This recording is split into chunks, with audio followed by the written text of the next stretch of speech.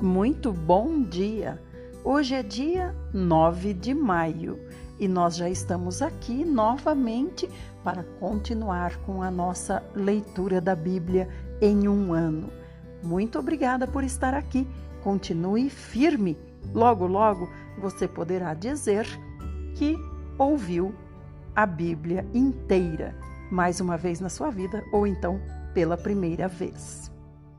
Vamos começar hoje com o Salmo 106 e leremos a partir do verso 13. É um salmo que fala sobre a ingratidão do povo de Deus. Muito depressa, porém, esqueceram seus feitos e não quiseram esperar para conhecer mais de seus desígnios. Dominados pela fome no deserto, puseram Deus à prova nas regiões áridas. Concedeu-lhes Deus tudo o que reclamavam, mas, por sua gula, mandou-lhes uma doença horrível. No acampamento, eles invejaram Moisés e Arão, o consagrado do Senhor.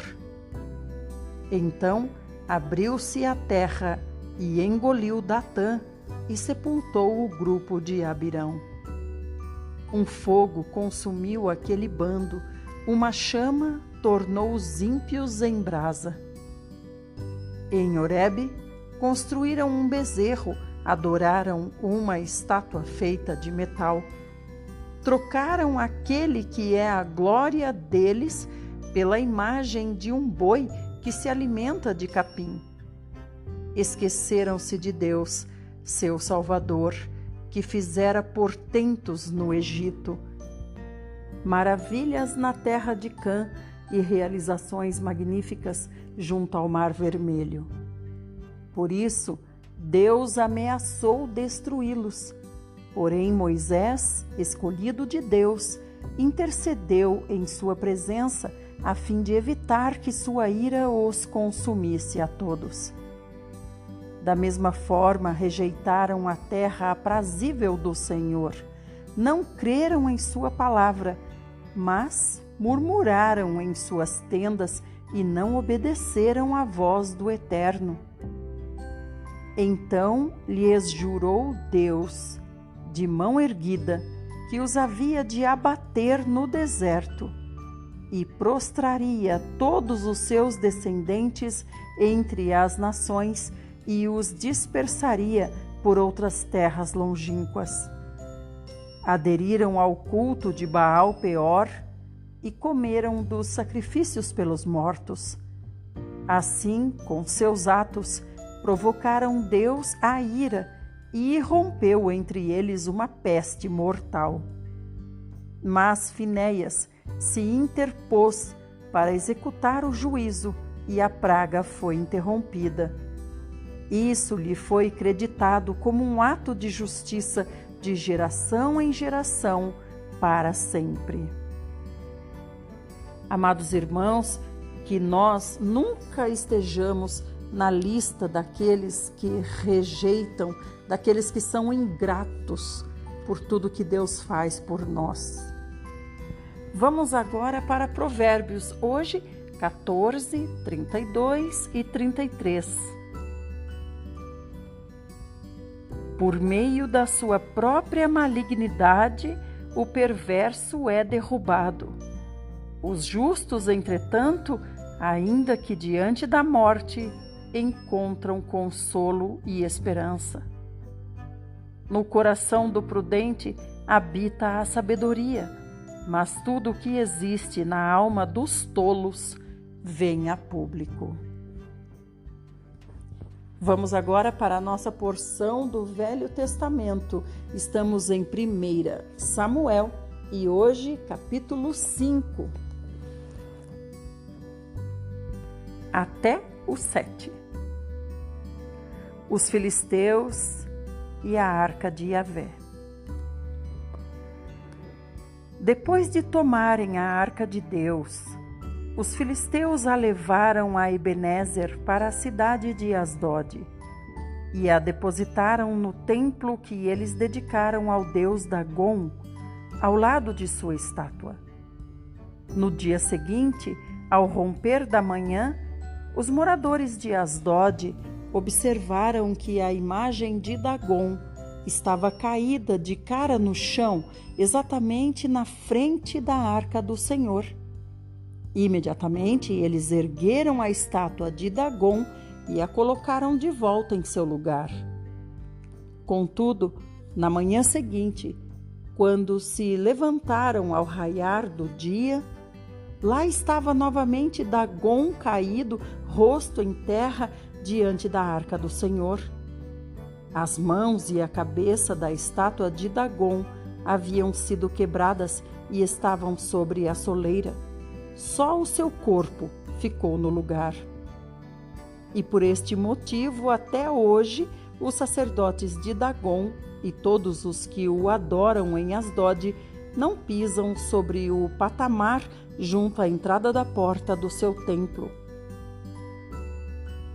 E passados estes acontecimentos, a mão do Senhor pesou sobre o povo de Asdod e das cidades vizinhas, trazendo destruição sobre todos eles e afligindo-os com pestes e tumores diversos.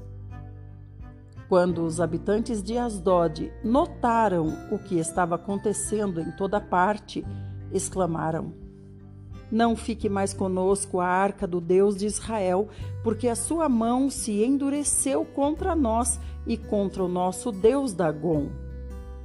Então mandaram que alguns mensageiros fossem chamar todos os 5 príncipes filisteus e lhes indagaram: "Que devemos fazer com a arca do Deus de Israel?" E tomaram a seguinte decisão: a arca do Deus de Israel seja transportada imediatamente a Gate. E então levaram a arca do Deus de Israel. Entretanto, logo depois que a arca chegou àquela cidade, o Senhor Deus castigou severamente aquele povo e pôs medo em todos os habitantes daquela região. Surgiram tumores em todas as pessoas de Gate, nos idosos e nos jovens, tanto nas mais importantes e ricas, como nas mais humildes e pobres. Então enviaram a arca de Deus para Ecrom. Quando a arca de Deus estava entrando na cidade de Ecrom, o povo começou a gritar: "Eis que trouxeram a arca do Deus de Israel para nos destruir a nós e toda a nossa gente." E imediatamente enviaram mensageiros a todos os príncipes governadores dos filisteus com a seguinte súplica: "Devolvei o quanto antes a arca do Deus de Israel, que ela retorne ao seu lugar e não mais provoque a nossa destruição e o sofrimento do nosso povo." Em verdade, um grande pavor da morte se observava em todos os habitantes daquela cidade, tanto pesara a poderosa mão de Deus ali. Aqueles que não morriam rapidamente eram afligidos com vários tumores e gritos de dor e aflição subiam incessantemente ao céu. Capítulo 6. A volta da arca a Israel. Quando já havia passado 7 meses que a arca do Senhor estava nas terras dominadas pelos filisteus, eles decidiram chamar os seus sacerdotes, magos e adivinhadores e lhes indagaram: "Que devemos fazer com a arca do Deus de Israel? Dizei-nos como havemos de devolvê-la ao seu devido lugar." Então, aqueles sábios lhes orientaram: "Se desejais devolver adequadamente a arca do Deus de Israel, não a envieis vazia, porém, mandai com ela uma oferta generosa pela reparação de culpa. Assim sereis curados e sabereis por que a mão do Deus de Israel persiste em castigá-los." Diante disso, os líderes filisteus perguntaram: "Mas qual deve ser a reparação que haveremos de pagar?" Responderam-lhes: de acordo com o número dos príncipes filisteus, 5 esculturas em ouro no formato de tumores e 5 de ratos, porquanto foi essa a praga que vós e os vossos governantes sofrestes. Fazei imagens dos vossos tumores e imagens dos vossos ratos que devastam a vossa terra, e dai glória ao Deus de Israel. É bem possível que este gesto alivie a mão de Deus de cima de vós, do vosso Deus e de toda a terra onde habitais. Por que endureceríeis o vosso coração como o fizeram os egípcios e Faraó? Somente quando Deus os tratou com grande rigor e humilhação, foi que eles deixaram os israelitas seguirem o seu caminho. Portanto, agora tomai e preparai um carro novo e 2 vacas com cria, sobre as quais não tenha ainda sido colocada qualquer tipo de canga. Atrelai as vacas à carroça e mandai os bezerros de volta ao curral. Tomai então a arca de Deus e colocai-a sobre a carroça. Quanto aos objetos de ouro que estais enviando como oferta pela culpa, depositá-los-eis numa caixa forte ao lado da arca e a deixareis partir. Observai atentamente, porém, se o carro tomar o caminho em direção à cidade de Bet-Semes. Isso significa que foi o Deus dos israelitas que, de fato, nos mandou todo este terrível mal. Entretanto, se isso não acontecer, então quer dizer que não foi ele quem nos castigou com toda esta praga, e sim que ela veio por acaso. E os filisteus fizeram o que os seus sacerdotes e feiticeiros haviam orientado. Pegaram 2 vacas e as amarraram a uma carroça nova e prenderam seus bezerros no curral. Em seguida, colocaram a arca do Senhor sobre a carroça e junto dela um cofre em forma de caixa com os ratos de ouro e as imagens dos tumores. E aconteceu que as vacas se movimentaram diretamente com destino a Bet-Semes e mantiveram-se resolutas nesta estrada, mugindo por todo o caminho, e não se desviaram um só momento, nem para a direita, nem para a esquerda.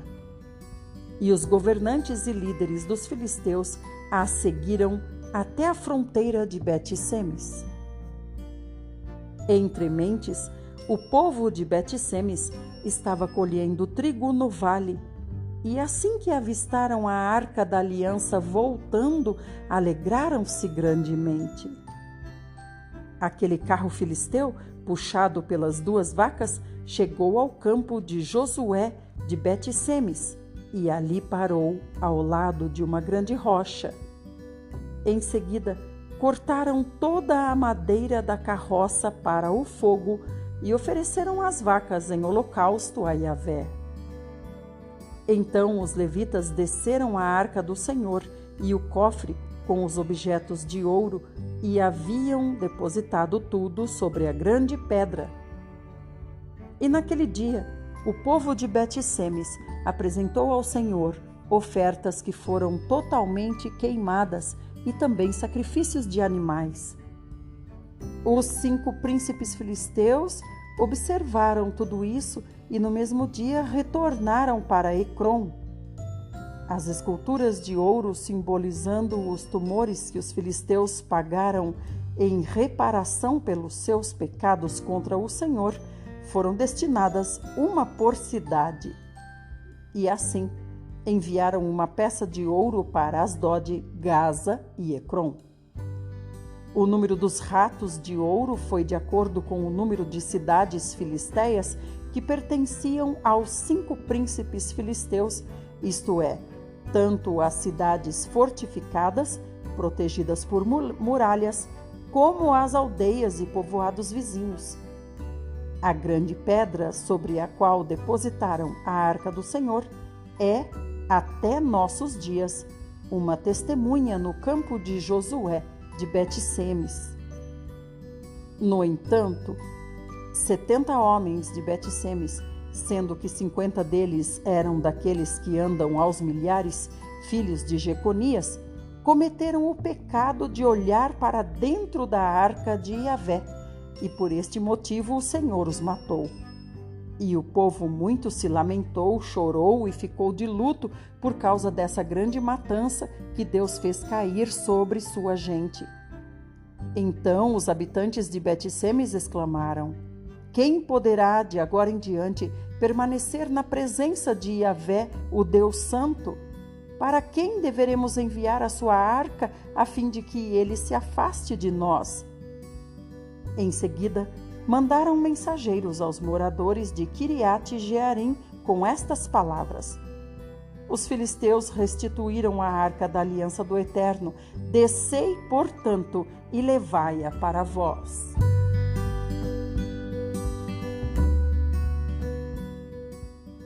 Capítulo 7. Então, os homens de Quiriate-Jearim, cidade de Jearim, vieram para levar a arca do Senhor, e eles a conduziram para a casa de Abinadab, na colina, e consagraram seu filho Eleazar para guardar a arca de Yahvé. Desde o dia em que a arca do Senhor foi instalada em Quiriate-Jearim, um longo tempo se passou. Foram 20 anos. E todo o povo de Israel clamava e buscava o Senhor por meio de súplicas. E aconteceu que Samuel declarou a toda a casa de Israel: se é de todo o vosso coração que desejais voltar-vos para Yahvé, tirai imediatamente do meio de vós os deuses pagãos, estrangeiros e todas as imagens da deusa Astarote. Dedicai inteiramente o vosso coração ao Senhor e adorai somente a Ele. Então Ele vos livrará da mão dos filisteus. Em seguida, todos os israelitas jogaram fora suas várias imagens de Baal, Astarote e outros deuses, e passaram a reverenciar exclusivamente a Deus, o Senhor. E Samuel prosseguiu proclamando: reuni, pois, todo o Israel em Mispá, para que eu possa interceder por vós perante Yahvé. Reuniram-se em Mispá, tiraram água e a derramaram diante do Senhor. Jejuaram naquele dia e confessaram: pecamos contra Yahvé, o Senhor. E foi em Mispá que Samuel passou a julgar e governar todo o povo de Israel. Logo que os filisteus foram informados que os israelitas se haviam reunido em assembleia em Mispá, os príncipes, líderes do povo filisteu, subiram com o objetivo de atacar Israel. Sabendo disso, os filhos de Israel sentiram grande medo dos soldados filisteus. Correram para Samuel e lhes rogaram: não cesses de invocar o nome de Yahvé, nosso Deus, para que ele nos salve das mãos dos filisteus. Então Samuel tomou um cordeirinho, ainda não desmamado, e o ofereceu inteiro como holocausto ao Senhor pelo povo de Israel. E Yahvé o ouviu e respondeu à sua oração. Enquanto Samuel estava queimando completamente o sacrifício que oferecia a Deus, os filisteus atacaram Israel. Mas naquele dia, porém, o Senhor trovejou com fortíssimo estrondo contra o exército filisteu. Colocou todos os soldados em pânico e foram derrotados por Israel. As forças militares de Israel saíram de Mispá e perseguiram os filisteus até uma certa região localizada abaixo de Betcar, exterminando-os pelo caminho. Então Samuel mandou que uma pedra fosse erguida entre Mispá e Sem, e deu-lhe o nome de Ebenezer, que significa rocha do socorro, querendo dizer: até aqui nos ajudou o Senhor. Deste modo, os filisteus foram derrotados e o Senhor Deus não permitiu que eles invadissem as terras de Israel durante todo o tempo em que Samuel viveu. As cidades que os filisteus tinham conquistado foram devolvidas ao povo de Israel, desde Ecrom até Gate. Israel conseguiu também libertar todos os territórios vizinhos a estas grandes cidades do poder dos filisteus. E se estabeleceu a paz entre Israel e os amorreus. Samuel continuou julgando e liderando Israel todos os dias de sua vida. Cada ano ele visitava Betel, Gilgal e Mispá, decidindo sobre as importantes questões de Israel em todos esses lugares. Mas sempre retornava a Ramá, onde estava sua residência. Dali, ele governava sua cidade e toda a nação de Israel como juiz e líder. E foi em Ramá que Samuel construiu um altar em honra ao nome de Yahvé, o Senhor. Até aqui, essa é a nossa porção do Velho Testamento. Agora nós vamos concluir a nossa leitura de hoje com o Novo Testamento. Hoje nós vamos ver João, capítulo 6, do 1 ao 21. Fala sobre a multiplicação dos pães e peixes. Passado algum tempo, Jesus foi para a outra margem do mar da Galileia, que é o mar de Tiberíades. Então, uma grande multidão o seguia, porque tinham visto os sinais que ele realizava nos enfermos. E Jesus subiu ao monte e sentou-se ali com seus discípulos. Ora, a Páscoa, uma festa dos judeus, estava próxima. Jesus ergueu os olhos e, vendo uma grande multidão que vinha em sua direção, disse a Filipe: Onde compraremos pães para lhes dar a comer? Mas disse isso apenas para o provar, pois Jesus bem sabia o que ia fazer. Filipe respondeu a Jesus: 200 denários não seriam suficientes para que cada um recebesse um pequeno pedaço de pão. Um dos seus discípulos, André, irmão de Simão Pedro, disse a Jesus: Há aqui um rapaz com 5 pães de cevada e 2 peixes pequenos, mas de que servem no meio de tanta gente? Então Jesus disse: Fazei que o povo se assente, pois havia muita grama naquele lugar. Assim, assentaram-se os homens em número de quase 5.000. Jesus pegou os pães e, tendo dado graças, repartiu-os entre os discípulos e para os que estavam assentados. E da mesma maneira se fez com os peixes, tanto quanto desejaram. E quando estavam fartos, disse Jesus aos seus discípulos: Recolhei os pedaços que sobraram, para que nada se perca. Assim sendo, eles os ajuntaram e encheram 12 cestos com os pedaços dos 5 pães de cevada deixados por aqueles que haviam comido. Então, vendo aqueles homens o sinal que Jesus havia realizado, disseram: Este é verdadeiramente o profeta que devia vir ao mundo. Percebendo então Jesus que estavam prestes a vir e levá-lo à força para o proclamarem rei, retirou-se novamente, sozinho, para o monte. Ao anoitecer, seus discípulos desceram para o mar, entraram num barco e passaram para o outro lado, rumo a Cafarnaum. Já estava escuro e Jesus ainda não havia chegado até eles. O mar agitava-se debaixo devido ao forte vento que soprava.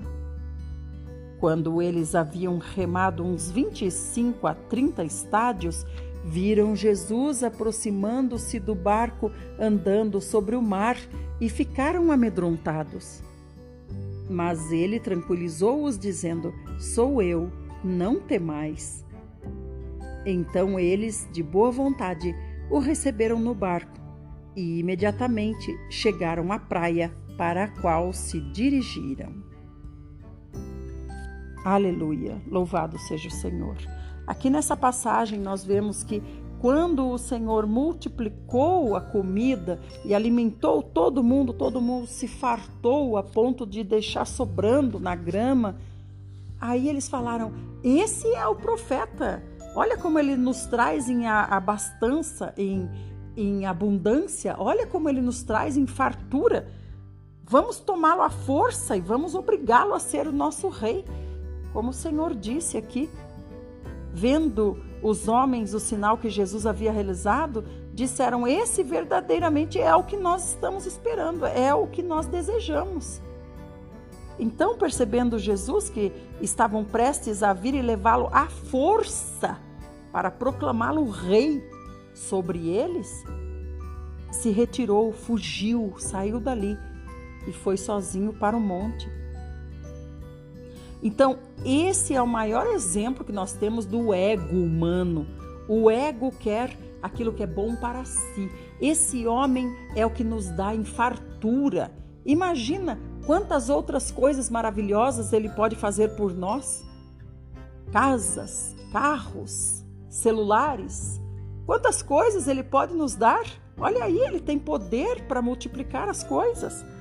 Vamos fazê-lo rei sobre nós, porque ele pode nos dar muitas coisas. Quando o nosso ego está assim, pensando somente em si mesmado, o Senhor com certeza se retira. O Senhor se retira, o Senhor se esconde de nós. Até que nos voltemos com um coração puro e sincero, que busca apenas a Ele por amor. E por amor a Deus e pela vontade de Deus, que é trazer o reino para a terra e nos dar uma nova e verdadeira vida, a eterna. Louvado seja nosso amado Senhor Jesus. Senhor Jesus, livra-nos, Senhor, de uma consciência dura, de uma consciência concretada. Senhor, nos dá, Senhor, uma consciência leve e sensível que possa perceber quando o nosso ego está se levantando. E também nos dá força para dominar o nosso ego. Senhor, porque queremos só o que é bom para nós, não nos importamos com os outros, nossos semelhantes, muito menos nos importamos com a vontade de Deus. Senhor Jesus, nos perdoa, Senhor, e nos dá, Senhor Jesus, uma nova chance, com força para arrependimento verdadeiro.